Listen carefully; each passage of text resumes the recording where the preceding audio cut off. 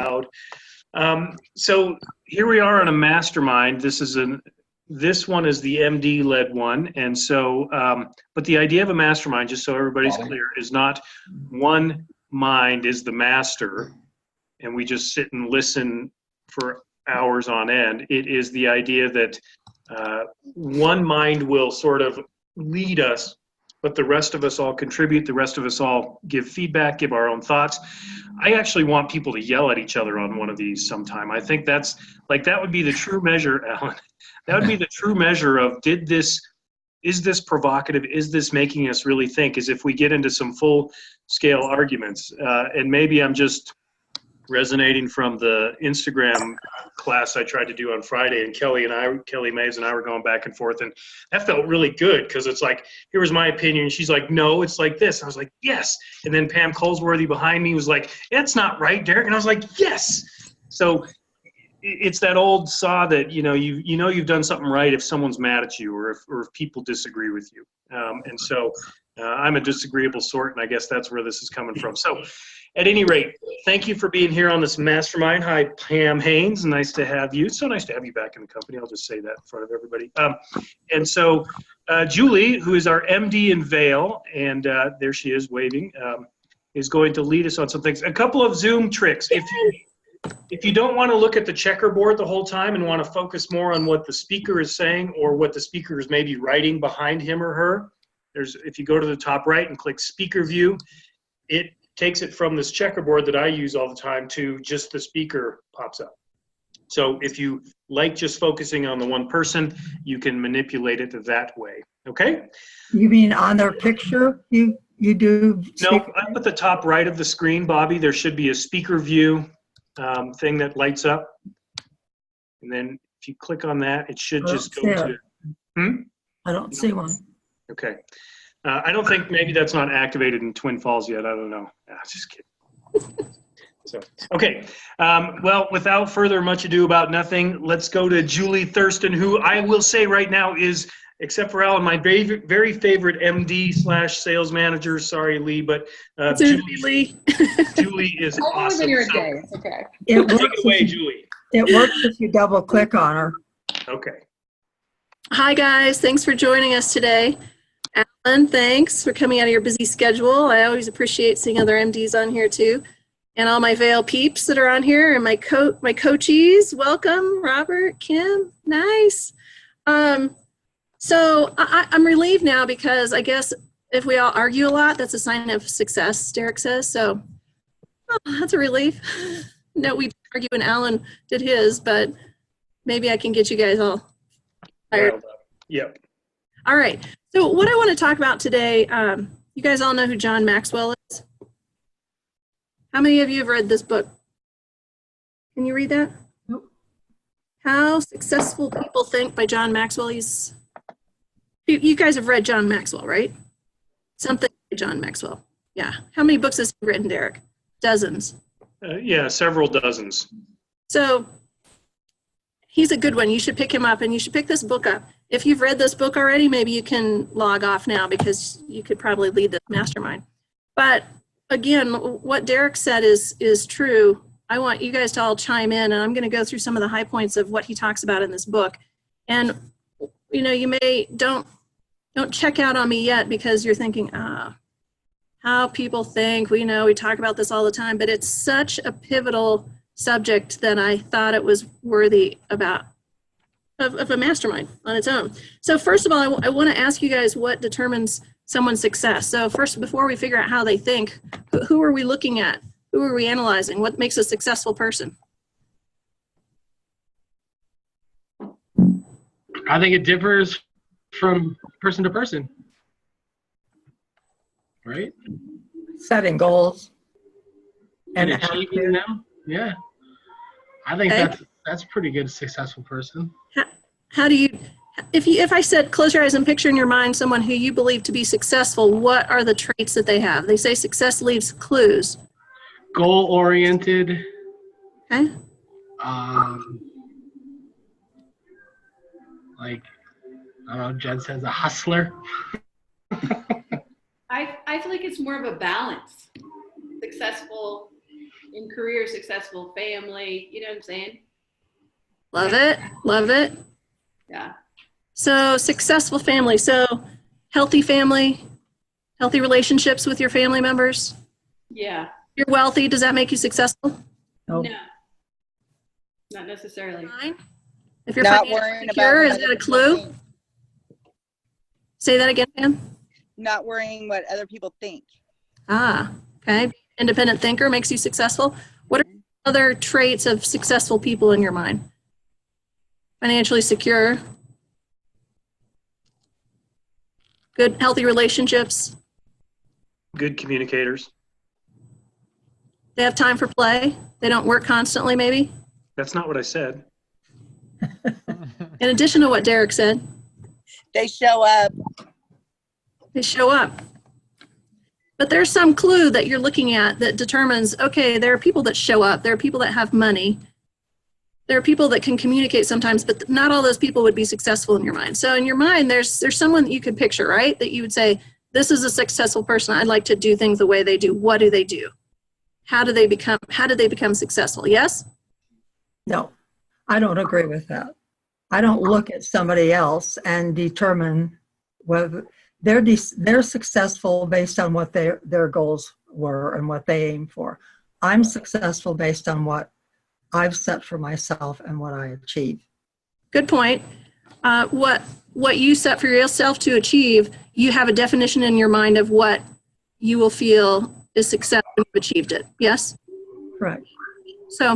So whether or not you're using a model of someone else, you say, wow, they really have great relationships. They really have control over the finances. I'm going to find out what they do and I'm going to become successful. Or set that for yourself without basing it off of anybody else's success. First, you have to get in your mind, what does success mean? How am I going to get there? So if we have in our head what success, whether I'm basing it off somebody else, whether I have my own definition of success, how do you or how do those people achieve that level of success? Are they born with the right DNA? Is it luck? The constant hustle and grind and setting goals and achieving them. Okay. A lot of it is, I think, it's really a mindset. The and Godfather how satisfied speaks. or fulfilled maybe you are. Did you read this book, Robert?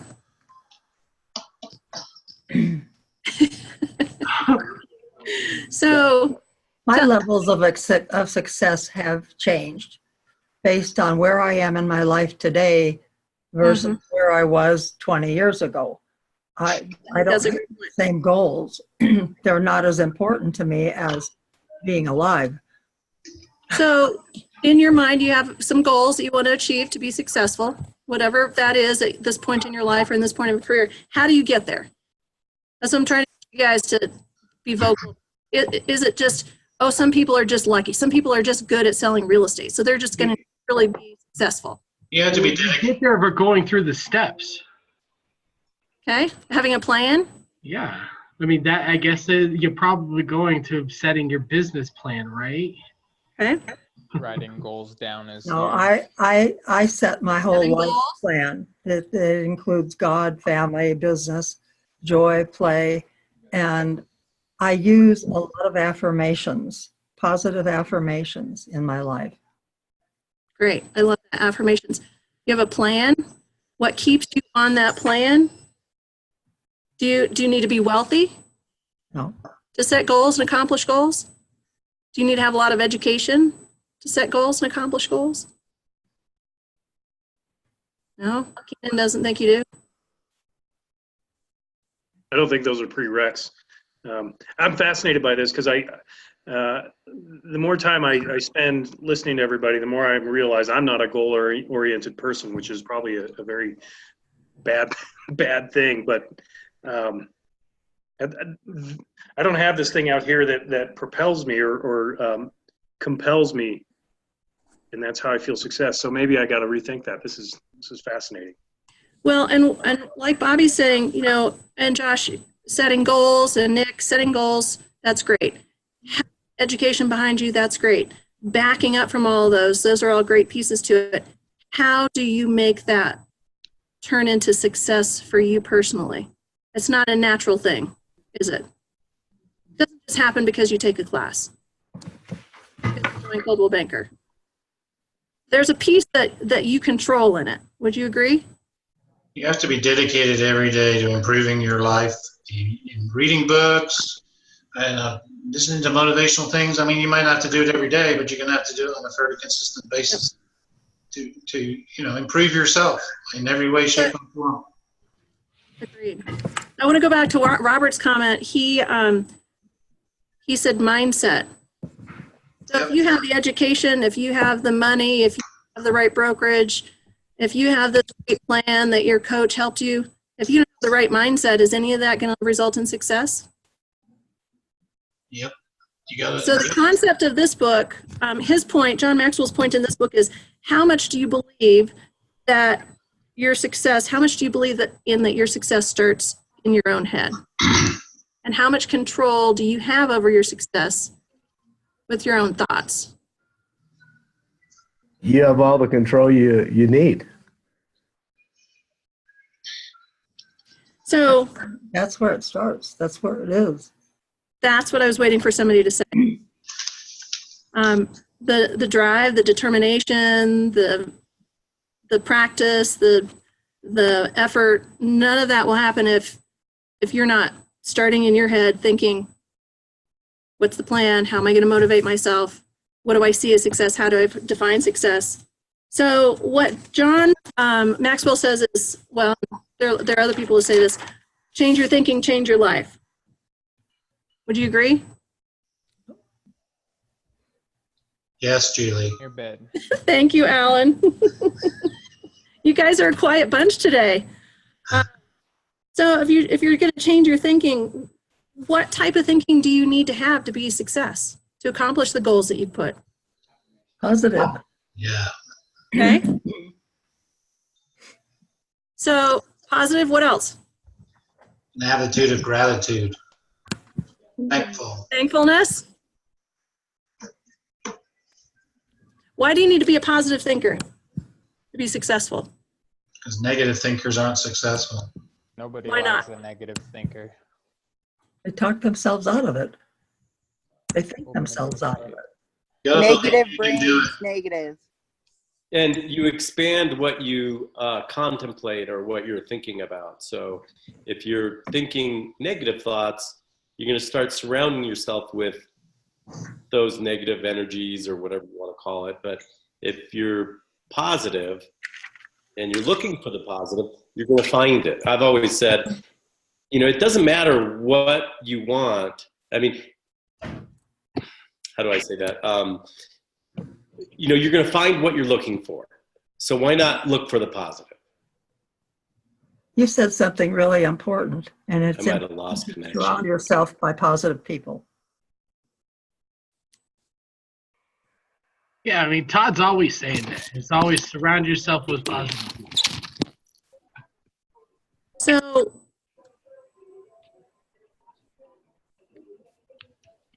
how many of you ever heard that your brain believes what you think? Your brain believes what you think. That's, I want you guys to take this seriously, because when you're self-employed, you're responsible for your own motivation and drive. Being in thoughts gets pretty important. Would you agree? So some people who think negatively say, good, Julie, get off my back. I'm only thinking of the truth. I'm only saying true things, even if it's not positive. That person that you picked in your mind that is successful, maybe yourself, if you've accomplished what you went out to accomplish, why do they think positively? Are they choosing to think positively? When you get up in the morning, do you say, self, I choose to have a good day today? How many of you guys do that? I do. I would challenge you to try that, because I think that when you start grasping the concept that I can control my thoughts and then that controls my success, why would you not do that? Why would you not go in that direction? So how many of you believe that you can choose to have a good day? Oh, yeah, absolutely. And then how many of you believe that you can choose to have a bad day by focusing on just the negative? Yeah, true. And what impact does that have on your success? Does that help you see hope in the future? If you're focusing on the negative? Absolutely. If you're focusing on the positive, yeah? In our line of work, we focus on how influential we can be. Would you agree? We're negotiators. So your success in a sale is usually determined by whether you're able to convince them to list with you or write an offer. Have some influence there. You're constantly practicing your skills, yes, in negotiating so that you have more influence with your clients. So if you believe that what you say to your clients matters and influences them, would you also believe that what you say to yourself in your own mind influences you, your success and your actions? Isn't that the whole power of like positive thinking and or, you know, affirmations in the morning, that the more you sort of retrain your brain to think that you will succeed or that you can do whatever the roadblock is, that you subconsciously like change the pattern of thinking, which then influences the result. What do you guys think? This That not ties into. topic.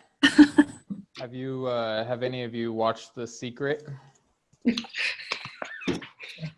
Isn't that the basis behind it? Sort of.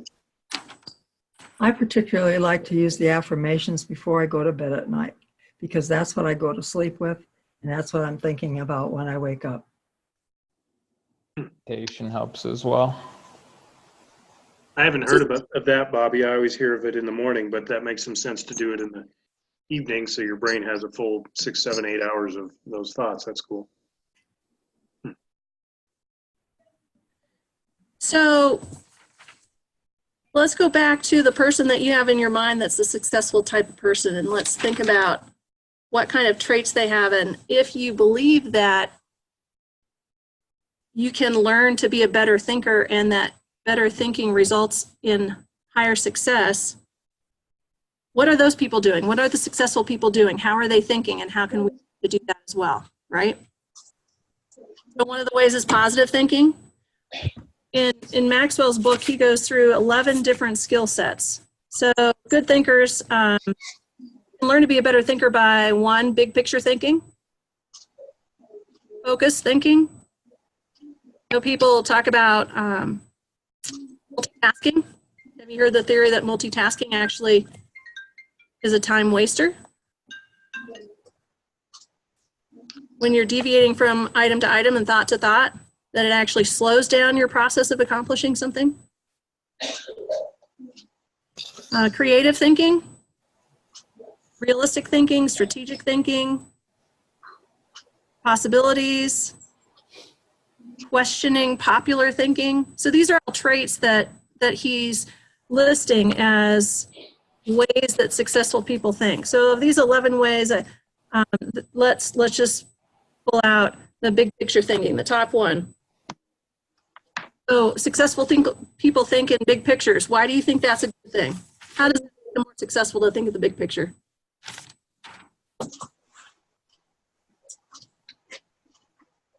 Gives you perspective. Your eye on the prize. If you're thinking about what Also, it gives you I lost it. perspective. So Pam said, keeping your eye on the prize. So when you're teaching somebody to ski, most of you guys are skiers on here, right? When you're teaching somebody to ski, do you teach them to look down at their feet? No. Teach them to keep their eye on the prize. Down the hill. You're trying to get to the bottom of the hill. You look long. You look big. Keep the big picture in mind, right? What does it help you do when your eye is on the prize? You're looking long. What if there's a tree down the road? Go around it and Okay, keep going. Yeah. So if you're looking at your feet, you're not gonna see the tree and be able to avoid it. So think long. They think down the road. They think 5 steps ahead. Right? They're good planners because they understand the importance of thinking big picture, not getting lost in the trees. What else? Julie, in my downhill racing career growing up, You always had to be thinking and looking 4 or 5 turns ahead through the race course. And if you're worried about the turn right in front of you, you've already lost. You've got to have in your head and be thinking and looking 4, 5, 8 turns or gates ahead of yourself. And where your eyes are looking is where your skis go, to your analogy. And that applies, I think, a lot in business too. So how do you get there? Mark, how do you become a person that is able to think 5 steps down the road? You know, even just using your skiing analogy, for me, it was accomplished through coaching growing up. You know, I started racing at the age of 8 years old, and I didn't have all that ability at age 8. It took some years of coaching and training and practice and, you know, drilling it into the head over a period of years to get really good at it. And by the time I got to about 12, 14, I was, you know, first, second, or third in almost every race I entered. But you didn't get there like Robert or Lee or somebody else said. You know, your continuing education and your training and practicing. Doesn't matter if you've been in the business or skied for 20 years, you still have to work at your craft. So getting a good coach? Yep, like in my skiing analogy, that was instrumental. We had a coach that was kind of so-so, and a lot of us didn't do very good that year. The next year, we actually got a coach who was in the 1976 Olympics in the Soviet Union and was an Olympic level skier himself. And my gosh, the coaching from being around somebody like that was phenomenal for everybody on the team. I like something else that you just said. So one, you're getting coaching. So in your career to excel or to be successful in life, find a coach, seek out a coach. Going to hold you accountable, just like an athletic coach does. But what else you said is hang around someone who's an Olympic level performer. Now that person has succeeded in the area that you're trying to succeed if you're a skier. So Did you watch, you guys are all watching the Distinctive Daily? Did you see Todd's recent one about the crabs? So you're hanging around other crabs. They're not Olympic performers, right? Crabs are people that pull you down. So you are the result of the average of the 5 people you hang out with the most, some people say. So if you're going to hang out with Olympic performers, you think you're going to learn how to look long and avoid those trees? I would think so. I think that'll rub off if you're skiing with Olympic performers. You're going to learn a thing or two. Surrounding yourself with people who are going to influence you in a positive way towards success, right? Hanging around with people who don't have business plans, who don't believe in budgeting, who don't believe in lead gen, is that going to help you accomplish goals? Is that going to lead you to success?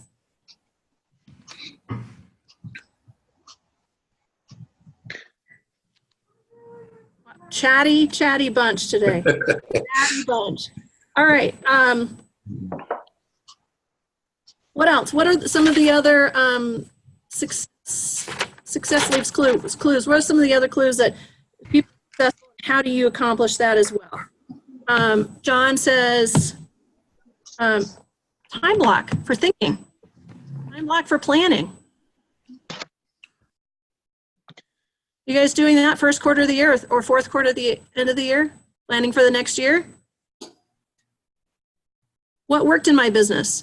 If you've been through Derek's business plan, that's stepping stones for success. He walks you through all of the, what did I do that was successful? Let's do more of that. What did I do that was not successful? Let's do less of that. What are some new ideas I can come up with? What are other successful people doing? And they're finding success in their business. Why don't I try some of that? So do successful people question the norm? I think so. Absolutely. What's norm? Traditional thinking. So if there's a traditional way of doing something, this is the way we've always done it, Bobby. This is the way you should do it too. I don't believe in that. I don't believe in that either. What's the benefit to questioning, Michael? You're always learning when you're questioning. Ah, I mean, what's the benefit of learning? benefit of learning is making you more successful. And I had a problem with the when you talked about planning ahead for next year. I'm wound up in just planning for next week. I mean, I've got so much going on. It's just planning for next week, and I have to stay focused on that. You know, I will start planning maybe towards the end of the ski season, because that's when I slow down a little bit, and I can look back then and say, all right, what did work, what didn't work. So that's where I'm at. Well, and I think that rings true in some of our industries. They're so cyclical that it's not necessarily a calendar year. But it sounds like you're being sensitive to what's the timing of my business? When should I start planning for the next cycle, right? Exactly. And that's something you have to be sensitive to in your own businesses. But planning ahead, you would agree, is important. Oh, absolutely. Planning ahead is important. What else? How can you learn to be a better thinker? We talked about the choices that you make. You're going to choose to be positive. You're going to focus on the big picture. Write it down. Write it down. Tell me what the benefit of writing it down is. It makes Like it on tangible. your calendar. If it's not on your calendar, how likely is it to happen? Not likely at all. Todd knows all the stats. I can't rattle off the stats, but people who are successful write down their goals. They don't just daydream. And what else do they do, Bobby? They write it down and then they watch progress. Track your goals as well. True. So you write down your goals. It doesn't do you any good to put them on the shelf. Let them accumulate dust. 6 months later, check in and say, oh, I'm not anywhere where I hope to be. I've done that. Writing it down isn't where it stops, right? You want to also follow through, track it. Well, I would be curious at this point. It's February 12th, so we're 6 weeks in, let's say, to 2019. And ideally, most of you did some sort of business plan or goal making or something leading into 2019. So 6 weeks in, we should all be able to say, yep, I know what my goals are. I'm looking at them. I see them. Or is it already, as Michael was sort of suggesting, is it already, whew, there's so much going on that I haven't focused on my goals lately. Where are people with that as of February 12th? You have to be brave enough to make adjustments, readjust things sometimes. Readjusting, though, suggests that you know what your goals are in the first place. And my first curiosity is, are people paying attention to the goals they set for themselves for 2019? And thinking about those daily or weekly anyway. Well, what I found in that goal setting thing that Distinctive Properties sent, that was really interesting. I hadn't done it like that before, and it really made me think out of the box on what I was doing and what I could do better. So I really appreciated that piece. So that's good. And I think if you're from Telluride, you need to say it helped me think outside of the box canyon. Right. Yeah. What about other people? That's Hawaii. Are other people thinking about their goals or reflecting on those? Do they have them somewhere? Keenan, I think you're a goal-driven guy, or at least I'd like to think you are. Do you have them somewhere? Tom Ferry's thing just came through yesterday. Like, my goals are on my bathroom mirror. That would freak me out, first of all. But where are your goals? Mine are mostly on like my Google Calendar. So, you know, a goals of mine is more consistent video. So be able to put video every couple weeks on my calendar just so I know to do it. So I'm keeping up with it a good amount just because it's more of these actions that I want to take for those goals and everything that I put together for that. As far as like volume goals and everything like that, yeah, it's up on whiteboards and stuff like that just to keep the overall goal in sight. Excellent. I made my goal, my transaction goal for the year, my password to all of mine electronics so that I have to log in every time with it. Love it. That is masterminding right there, man. See, everybody's face went like this because that idea is that's viral right there. Nice job. What did you just say? How did you do that? I hate passwords. So want the same one for everything. I can never remember them. One of my friends in a different industry said that she made her password for the amount of events she wanted to do a year, her computer login. So I stole the idea and made it for my computer. So every time I have to log into it, it prompts me to remember what I'm trying to accomplish this year. Oh. Repetition. Say that again, Julie. Good job. Good So, job. so what's your goal so I can log into all your stuff? Way to go, Keenan. I'll team up with you. Anyone else have any tricks of goal visualization so that you see it every day? Because I know I've got a couple agents who did the business plan and I don't think they've looked at it since. And you know, that's the way it goes sometimes. But what else are people doing to keep the goals top of mind for you? A picture board Where is that, Bobby? on my bedroom wall. I see it first thing in the morning and I see it when I go to sleep at night. Great. Is that a vision board? Vision. Yeah, vision board. Yeah, like if you want to go to Hawaii, you got a picture of Hawaii. You want a bunch of dollars, you put some dollars up there. Just what you're trying to achieve. Family. Your big why? I'm going to be the contrarian. And I've been doing this for maybe 20 years of setting forth my goals at the beginning of the year and forgetting about them. And then go back at the end of the year and look and see how it worked out.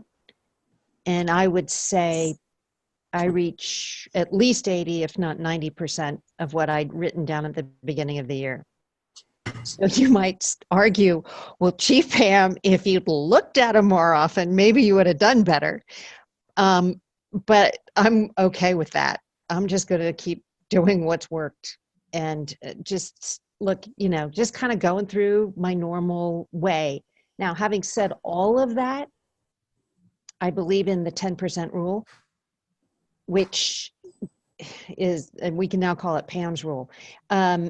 It means that 10% of your resources, and resources can be defined as money you spend, your advertising, your marketing, your daily routine, but something you got to modify every year by at least 10%, which circles back to the growth or the learning or whatever. I mean, or what you're talking, like innovation. There has to be something that you say, okay, let's stretch and grow and try something that might be a good thing. And not necessarily everything works, but maybe that 10% that you incorporated that year is a winner and you keep running with that. And then there's another 10% that you innovate in a different fashion. That's all. So you're tracking, even though you're not tracking it as frequently as some people would, you're still tracking. And I think that's the important point. What's working for me? What's not? Being aware of the fact that some things won't work, being able to adjust, just like Bobby was saying, not be afraid of adjusting as you go while you're still trusting the process, right?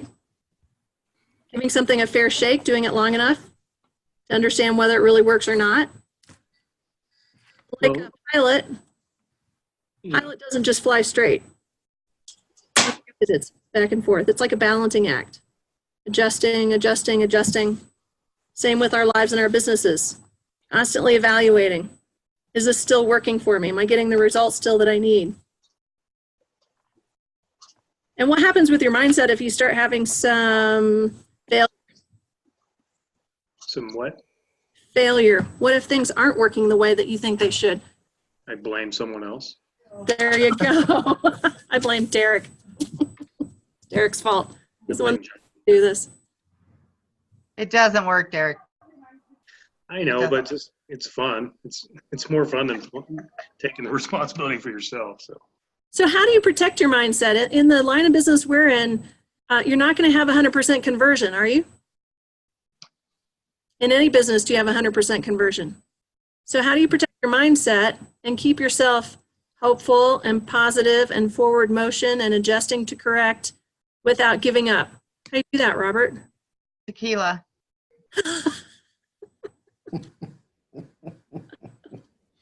Blaming someone else, tequila. We're off to a good start. Keep going, keep going. We are copers. Copers. Surrounding yourself with the right people. Going back to that too. So you're having a down day, you've had a bunch of no's, more no's than yeses. And the person that says, hey, how's your day? Wow, I've had a lot of no's. Are they going to be a crab? Or are they going to lift you up and help keep you focused? In our line of work, do we embrace getting a no? Should we be excited about getting a no? What's the mindset behind getting a no and how you choose to react to it? One more no, closer to a yes. Good one, Pam. That's good. Right? Yeah, because there's a percentage there, right? So, yeah. You can't win them all. Back to mindset. How are you going to choose to react? Also, it's just not right now. Might be yes later. And also, you'll need groceries 6 months from now, too. Yeah, you can't stop. Right. Yeah, Julie, I think a piece of that is when you get that no or multiple no's, not to take it personally. The no is not telling you that you're a worthless, terrible person. It just meant no, they're not buying at that time, or no, they're not selling at that time. And you've kind of got to be able to differentiate it's not personal. It was a real estate decision for that person.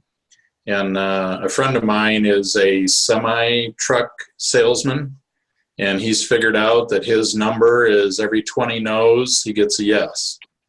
And the faster you get through those 20 no's, the quicker you're going to get to the 21st yes.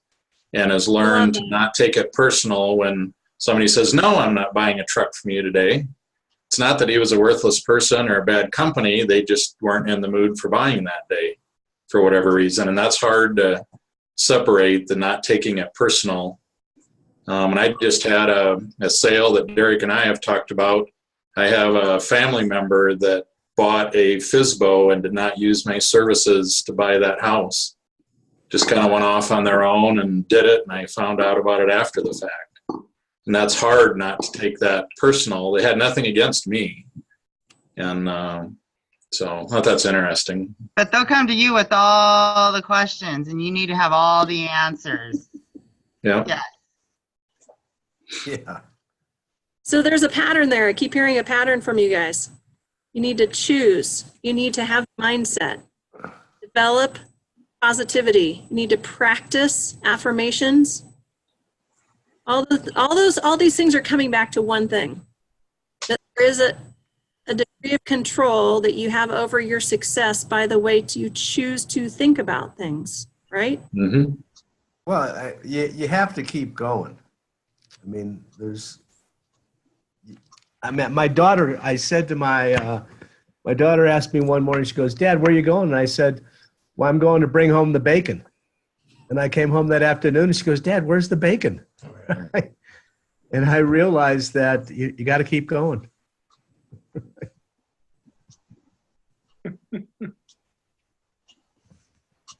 How do you get better? There's a belief in Keith's always talking about your value proposition, and there's a belief that what you're doing and how you're doing it is good. It just doesn't resonate with everybody, but you've got to believe that what you're offering is valuable. And so as long as you have that belief, the no's are a little less poignant, I think.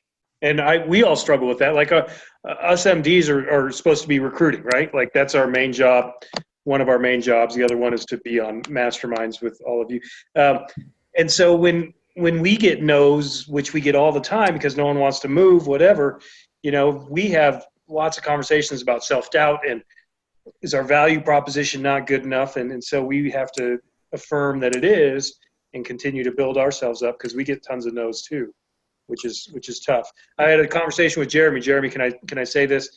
You know, he was a baseball player growing up and he finally gave it up because like being a good baseball player is largely about failure, right? You're at the plate. And if you hit the ball, if you get safe 1 out of 4 times, you're good. And if that was the case in real estate, you guys would be like millionaires across the board, 1 out of 4. So, but yeah, some of us, I need a thicker skin. I know that. I get down off of a few no's for sure. So then a successful person embraces no. Yes. Love it. A successful person gets thicker skin. A successful person chooses to take risk. Well, you have to take risks. When you design your business plan, does it feel like a reach for you, Michael? Not really. Not really. Okay. Each year, do you expect your performance to grow? Your revenue to increase? Your number of sales to go up? In the resort market, I hope it's going to go up. So would you agree that people that you would picture in your mind as successful expect themselves to get better every year? Expect their revenue to go up every year? Well, we probably shouldn't be on this call if we don't believe that. Exactly. Good answer. So then successful people get comfortable pushing themselves harder. Yeah, we're always tweaking what we're doing, improving on what we already know, getting more educated, getting more tips. Just listen. Think outside the box. Yeah. What can I do differently to achieve more with the same amount of time? Yeah, I mean, I just had a really hard time in the last couple of months of putting together 3 new listings, and I actually got all of them, and it was a huge dollar amount, but it was thinking way out of the box against the other broker that I was going against, not, ditzing him or not doing, not saying bad things about him, but things like, well, why don't you pull up his website and pull up mine, see which one you like better. Why don't you, things like that. Because, he's a friend of mine, so you still have to get along with all these people. But yeah, you have to think faster. Think faster. Think more creatively. Exactly. How about confidence level? How much does your thinking and your internal conversation with yourself impact your confidence level? I don't know. Probably not enough. Yeah, Julie, I was just going to mention that in your overall topic of success and what makes that, and I was just going to mention self-confidence.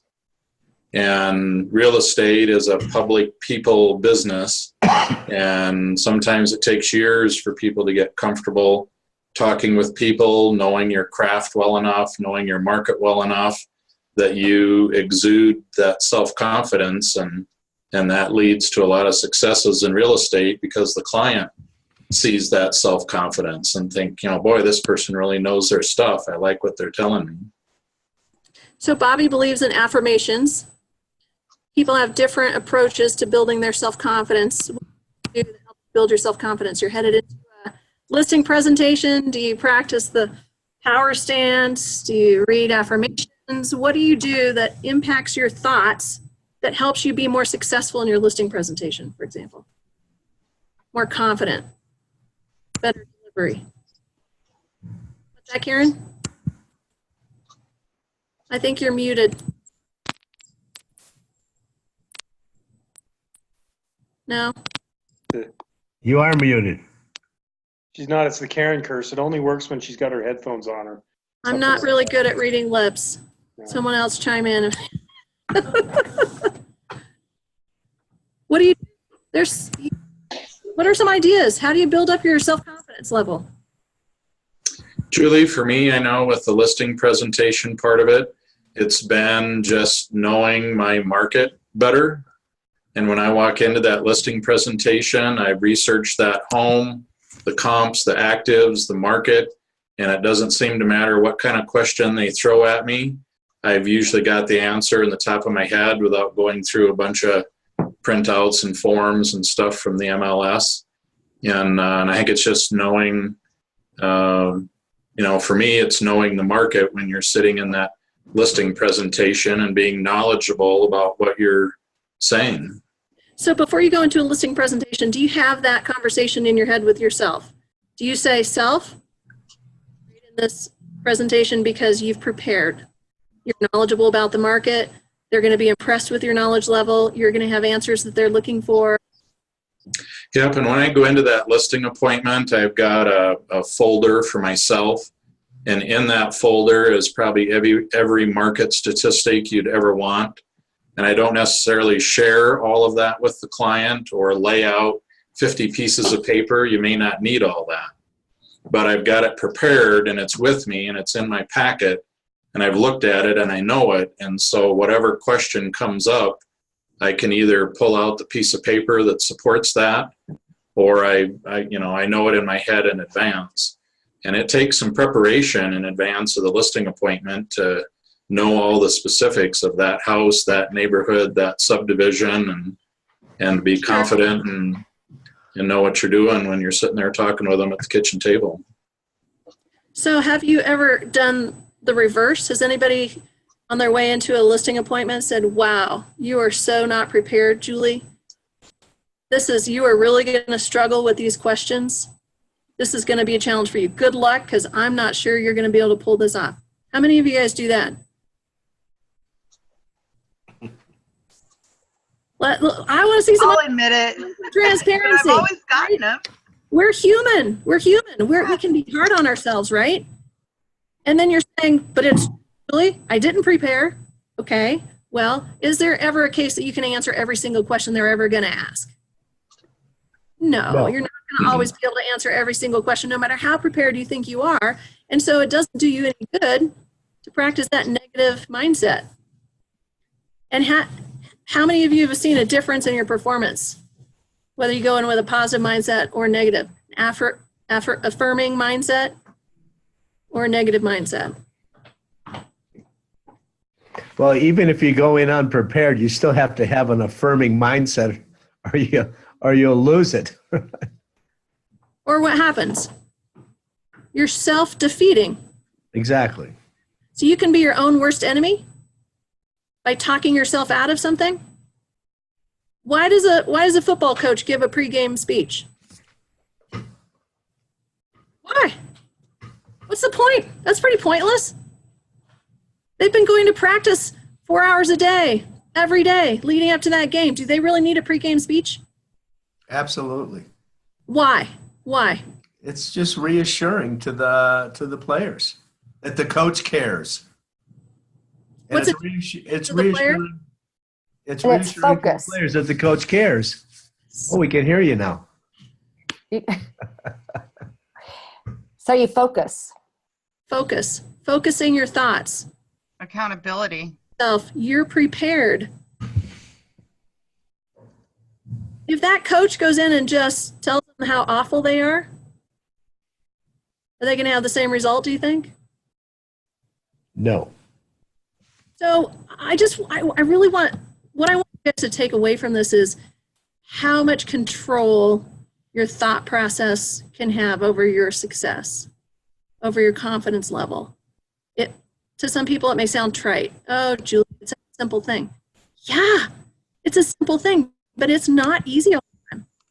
It requires discipline, right? You have to take control of your thoughts. You have to make choices about whether you're going to have a good listing presentation or a good day, whether you're going to embrace the fact that someone just told you no. You're not going to fall victim to negative thinking, right? Who can control your thoughts other than you?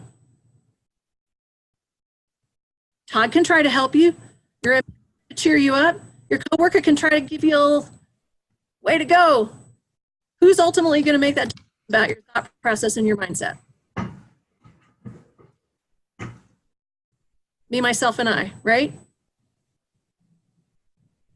That's what I'm encouraging you to do, is embrace that control that you have. Don't feel hopeless. Don't convince yourself that you lack control over your future and your destiny and your success. Would you agree with that? Is there some truth to that? Boy. I just wonder why it's so easy though because everybody on here, we'll all sign the check. Exactly, Julie. We know you're right. We want to do this, and yet it's so easy for us to fall off of this wagon. And I always wonder why that is. We're all smart. We all know that this is what we should do every day. We should be like Bobby and do affirmations at night, or we should be like Keenan and have a sculpted beard. Put our goals somewhere where we can see. Like, we all know that, but yet what keeps us from doing it? I'm baffled by that. Showing up for these mastermind things, encouraging each other and sharing ideas. I think that's great. Love it. Discipline. You got to be disciplined, focused. Too many distractions going on out there to distract you away from your focus. One of the things that I hear Todd say a lot is successful people choose to discipline themselves, right? Do you stumble on motivation? Oh, it's because I drank enough water today, so I feel motivated to do my perfect day according to my business plan. No, you're not going to get up every day, feel driven or motivated to do what you have to do. Successful people understand that doing the hard thing will get them the result they want on the other end. And they just make the decision to do it. I know it's fun. I know it might have pain, but this is the right way to do things because I know that I'll have the result I get. You just got to push through, right? You got to say, self, stop talking to yourself that way. That's how we do things around here. Make sure no one can see or hear you do that. Then you're in trouble. He's talking to him. He's talking to himself again. Yeah. Now I'm going to be confused when you're talking to us and yourself. Joni, I appreciate what you had to say because it is a good thing, I think, that we can come together from 3 states and 9 offices or whatever and benefit from each other's uncomfortableness and even benefit from our own silences because we're all processing this. And so I appreciate that insight, Joni. Thank you. I always get something out of, I've been doing real estate for over 30 years and I get something out of everything that I listen to that Coldwell provides. So there you go. That's great. It's because you have such a great sales manager. Okay, so let me ask a question, then Julie's going to wrap up. What do you do with this? I mean, Joni just is like, we're all patting ourselves on the back. Aren't we great? We have these great masterminds. What do you do with this? We're going to hang up in 4 minutes, So how does this? This book on Audible and listen to it. I haven't read it. So yeah, I'm going to get it on Audible and listen to it when I drive or whatever, when I go to the gym. Okay. Doing the multitask thing you're not supposed to do.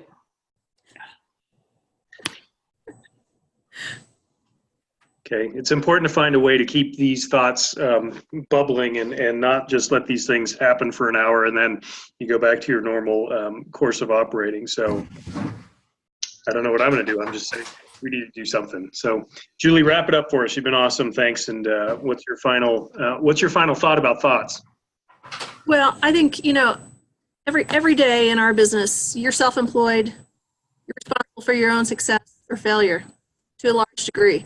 And each day when you get up and you choose what day you're going to have, how am I going to motivate myself to do the things that I need to do, that I know I need to do? And I just would encourage you to know that it starts here. Take control of it, take responsibility for it. Don't blame anyone else. Don't be the victim. And decide decide I'm going to make good choices. I'm going to make healthy choices. I'm going to be my own best supporter and best coach. And I know that that will have a positive impact on my day and on everybody around me. And how can you not win with that kind of a mindset? But just say, try to capture it every day. Just make it an ongoing effort. Successful people realize that it's that you never arrive, right? You're always striving. So I would just encourage you every day to kind of go through your day. How can I learn from this? How can I find the positive in this? How can I be the one that people want to look up to and learn from in my example of what I'm doing? Yeah? I like that.